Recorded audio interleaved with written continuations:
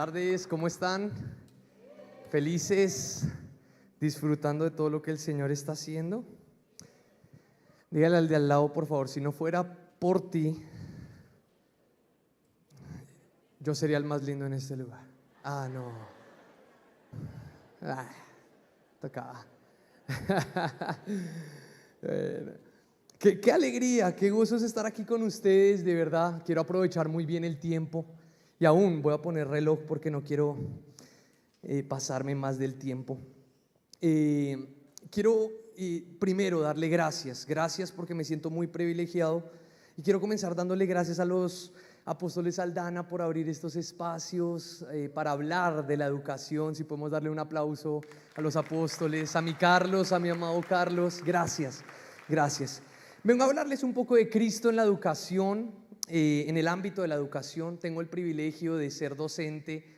¿Hay algún docente acá que trabaje en la escuela? Ese ánimo, bueno, yo entiendo ese ánimo, yo entiendo. Pero sí quiero hablar un poquito que cuando comenzamos a mirar al Señor y cuando comenzamos a mirar a Cristo, tengo la convicción de que todas las áreas comienzan a organizarse como Dios quiere. Y uno de los ámbitos que Dios está queriendo organizar en nuestra generación es el diseño de la educación. Quiero comenzar con un escrito de un pastor y teólogo que ha impactado mucho mi vida, y como gracias al Señor nos inspiró para comenzar todo un modelo, un proyecto divino educativo en Colombia. Y es una frase de me perdonan el inglés, ¿no? Pero es Body Bouchman. Y él dice esto, él dice: no podemos seguir enviando a nuestros hijos a estudiar con el César y sorprendernos cuando vuelven como romanos. Quiero repetírsela una vez más para que nos unamos en el espíritu y en el sentir y en el testimonio de lo que el Señor está queriendo colocar. No podemos seguir enviando a nuestros hijos a estudiar con el César y sorprendernos cuando vuelvan como romanos. Cuando escuché esta frase y cuando leí esta frase, lo primero que vino a mi corazón fue entender que todo forma. No hay educación neutral, no existe un aprendizaje neutral. Cada vez que un niño se sienta a aprender, cada vez que como generación nos sentamos a aprender, alguien está decidiendo, con intención o sin ella, según qué lógica va a pensar ese niño por el resto de su vida. La pregunta con la que quiero que podamos irnos sobre la mesa es: según la lógica de quién estamos formando a nuestras generaciones. Ese es el corazón y la urgencia que en el tiempo que tengo quiero colocar en el corazón, para poder volver a creer por una iglesia que vuelve a mirar al ámbito de la educación, para poder creer juntos en una iglesia que vuelve a entender que en el ámbito de la educación es donde se forman el destino de las naciones. Es interesante cómo la iglesia siempre ha soñado con un cambio nacional, con un cambio de cultura, con un cambio en las naciones, en las ciudades. Pero en algún punto creo que hemos empezado en el momento y en el lugar más bien incorrecto. Aunque es hermoso lo que sucede cada domingo en nuestras congregaciones locales, y aunque también levantamos altares de adoración y hemos hecho jornadas de evangelización, alrededor de la historia podemos darnos cuenta que los imperios entendieron que la educación es la que forma naciones.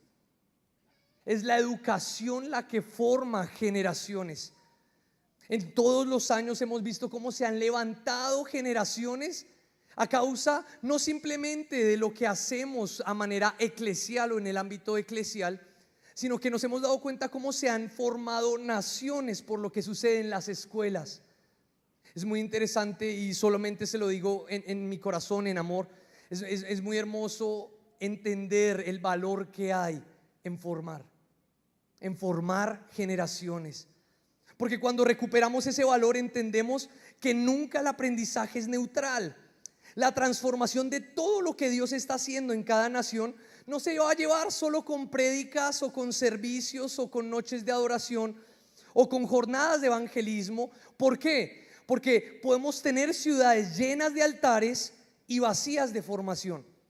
Y en una generación Esa ciudad que se formó, que no se logró formar, será una ciudad que tenga que volver a empezar desde cero.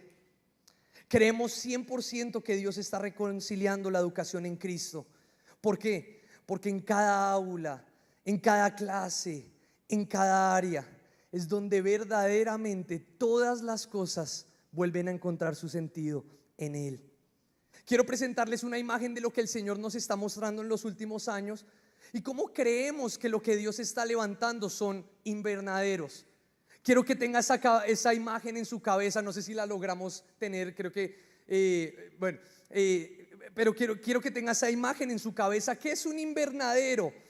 Porque creo y estoy 100% seguro que lo que Dios está levantando en nuestra generación son invernaderos. ¿Por qué? Un invernadero es un recinto cerrado con una cubierta transparente, ¿no?, de vidrio o de plástico.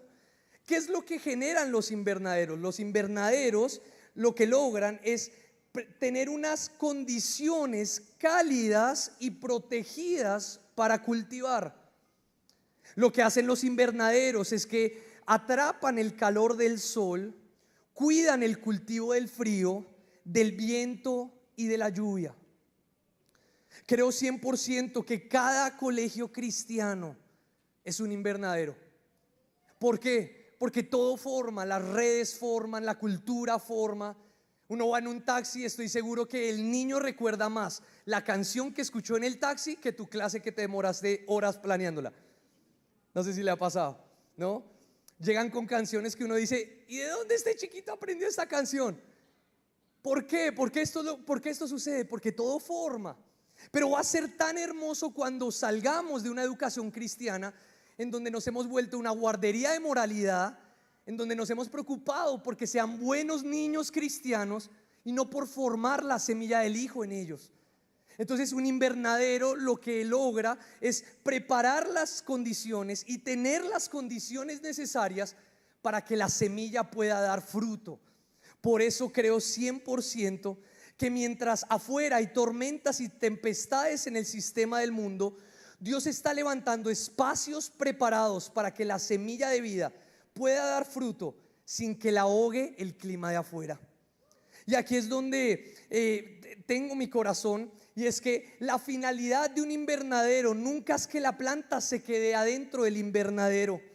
La finalidad de un invernadero no es solamente protegerla y que se quede estancada. La finalidad de un invernadero es que pueda salir y transformar el entorno que está frío. Por lo tanto, la finalidad de los colegios cristianos no es formar buenos niños o formar buenas conductas, sino formar agentes de transformación para la gloria de Dios. Quiero que me acompañe a Proverbios 22:6. Proverbios 22:6. Bueno, estas son foticos del cole. Esas son profes. Cómo admiro a los profes, cómo admiro a los docentes, cómo amo la gracia magisterial y cómo amo participar de todo lo que Dios está haciendo en el cole. Esos son los chiquitos. Es hermoso. Proverbios capítulo 22:6 es un versículo que creo que conocemos todos. Dice Proverbios 22:6: instruye al niño en su camino, y aun cuando fuere viejo no se apartará de él. Me gustaría que pudiéramos concentrarnos en un momento en la palabra instruye, porque esta palabra tiene un significado muy profundo cuando vemos su exégesis en el hebreo. En el hebreo esta palabra instruye es la palabra chanak. Es la palabra chanak. Chanak no solamente representa enseñar o corregir, sino que chanak significa dedicar. Chanak significa iniciar. Y chanak significa inaugurar. Esta palabra es la misma raíz de Hanukkah, que era la fiesta que se celebraba en el antiguo pacto para la dedicación del pueblo. Es la palabra que se usa cuando alguien dedicaba una casa nueva, por ejemplo en Deuteronomio capítulo 20 versículo 5. Es la palabra de cuando Salomón dedicó el templo al Señor en Primera de Reyes capítulo 8 versículo 63. Chanak le da es como darle a algo un primer uso, estrenar, ¿sí? Es estrenar. Yo me estoy estrenando el merch. Estoy Chanak el merch. ¿Sí? Es cuando se le da la primera forma a algo. Es cuando se mide el destino o se da destino desde el inicio. Esto es tan hermoso y aún hablo de cada padre y cada madre porque estamos completamente seguros que una educación desde el diseño de Dios reconcilia la familia, las congregaciones locales y los colegios para la gloria de Dios. Pero esta palabra Chanak lo que habla es que como colegios cristianos o desde el ámbito de educación, desde el pensamiento de Dios, lo que hacemos es que somos iniciadores, somos inauguradores de nuestra generación. Y esa palabra me encanta porque hemos percibido por el Espíritu que la iglesia está en una reforma. Y la palabra reforma significa volver a formar, volver a hacer, reforma. Pero lo que tengo en mi corazón es que el plan A de Dios nunca fue hacer una reforma. El plan de Dios fue formar bien. Pero cuando no hay Chanak, cuando no hay iniciadores del pensamiento de Dios en nuestra generación, es cuando tenemos que volver a reformar lo que Dios pensó formar desde un inicio. Entonces, lo que anhelamos en el corazón que nos llevemos juntos es que la gloria de la redención del tiempo va a suceder cuando como iglesia nos enamoremos de educar. Porque vamos a volver a ser iniciadores, estrenadores de nuestra generación. Por lo tanto, no vamos a dejar que Faraón y Egipto formen esclavos, sino que formen hijos listos para la adoración. Amados, el deseo ardiente del Padre es reconciliar todas las cosas en su Hijo, reunir todas las cosas en Él, en el amado. Pero eso no se va a lograr solamente a través de congregarnos, o eso no se va a lograr solamente a través de reuniones dominicales. Se va a lograr formando una generación que rompa la brecha entre lo secular y lo espiritual. Yo recuerdo muchísimo, diría Miqueas, cuando éramos jóvenes. A ver, estamos re jóvenes. Pero recuerdo que hubo un momento, ¿no?, donde en YouTube comenzó a salir la letra de Marcos Witt al revés. ¿Quién vio eso? ¿Quién vio ese video? No, la letra satánica de Marcos Witt al revés. Y eso no es, y con eso también se juntó el reggaetón que no es de Dios. Y entonces como iglesia comenzamos a definir lo que es de Dios y lo que no es de Dios. Pero eso viene de la historia, de una iglesia que abandonó la educación, que abandonó la formación, que se encerró en recintos. Inmediatamente se abrió una brecha entre lo que es secular y lo que es espiritual. Ha sido una lucha que por años hemos estado diciendo: música secular, música de Dios; artistas seculares, artistas no de Dios; esto es de Dios, esto no. Y aunque estoy seguro que Dios tiene estándares muy altos porque el estándar es su Hijo, también estoy seguro que el Padre nos está hablando a través del Hijo y mostrándonos la lógica del cielo. ¿Cuál es la lógica del cielo con respecto a esta brecha? Es que no existe nada que sea secular, porque la tierra es de Dios y su plenitud. No existe nada que no le pertenezca a Él, porque toda verdad es verdad de Dios. Y no hay nada que salga de Él, que se salga de Él, porque no hay absolutamente nada que no haya sido creado para Él.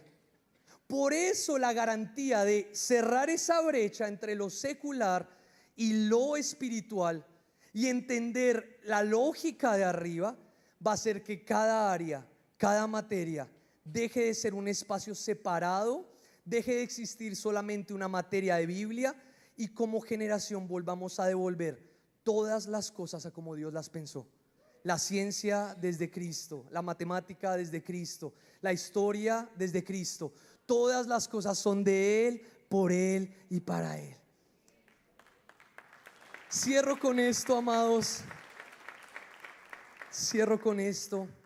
las mejores prácticas educativas del mundo y los proyectos más serios de investigación en pedagogía.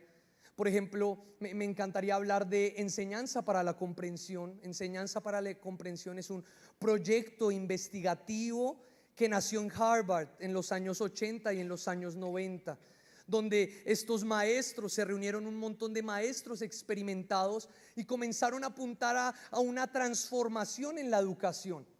Entonces de ahí nace un modelo precioso que creo que es una de las mejores prácticas educativas de nuestra época, y es Enseñanza para la Comprensión. ¿De qué trata Enseñanza para la Comprensión? Enseñanza para la Comprensión trata de una educación que va más allá de la memorización. No sé si a usted le pasó en su colegio que aprendiste un montón de cosas y no sé de qué tanto te acuerdas hoy, ¿no? ¿Quién se acuerda de las tablas de multiplicar? Bueno, ¿y quién se acuerda de los elementos de la tabla periódica? Bueno, pero las estudiamos, ¿no? No las memorizamos. ¿Y quién se acuerda? Porque memorizar no es lo mismo que comprender. Comprender solo sucede cuando logro pensar y hacer de manera flexible con lo que sé. Eso es comprensión. ¿Y por qué quiero cerrar con eso? Porque la mayoría de proyectos investigativos, pedagógicos, están apuntando a construir aulas para pensar. Diga conmigo, aulas para pensar. Quiero que guarde eso en su corazón, porque aulas para pensar significa que los niños dejan de ser agentes pasivos y se convierten en ellos mismos agentes de su propio aprendizaje.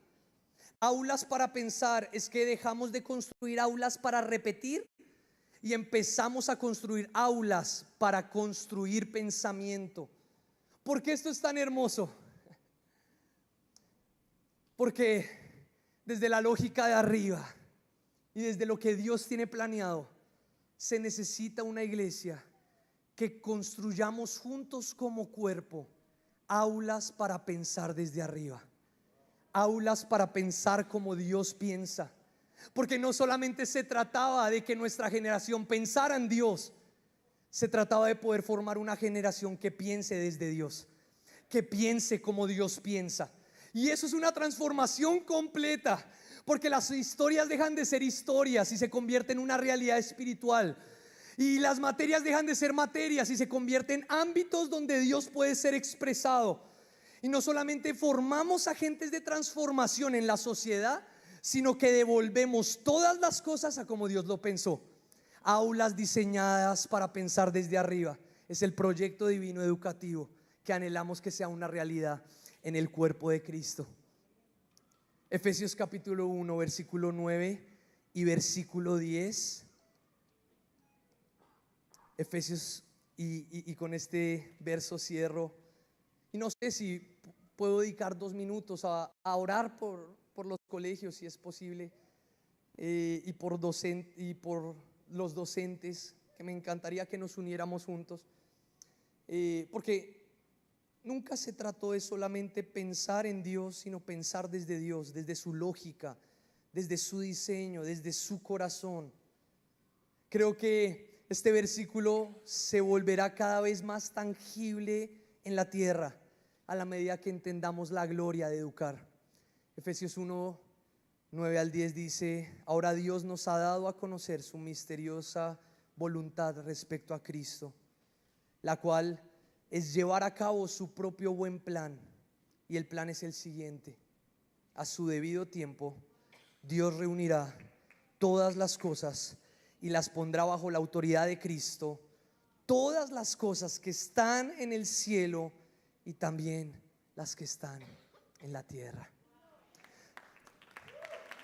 Si usted puede cerrar sus ojos y acompañarme solo un instante. Señor, gracias. Gracias porque cuando vemos a Cristo, vemos con claridad todas las áreas de la vida.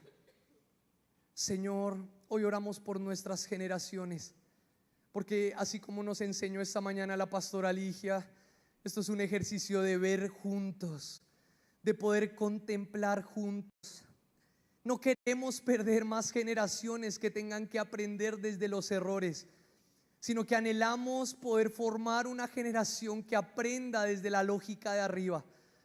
Señor, oramos por una iglesia que vuelve a apasionarse por la educación, que vuelve a enamorarse de lo que Dios quiere, que vuelve a pensar como Dios piensa, porque todos los que hemos resucitado buscamos las cosas de arriba, y desde arriba, Señor, hay un modelo divino que tú has planeado para nosotros.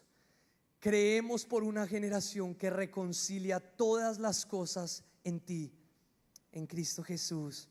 Amén, amén y amén. Muchas gracias. Muchas gracias.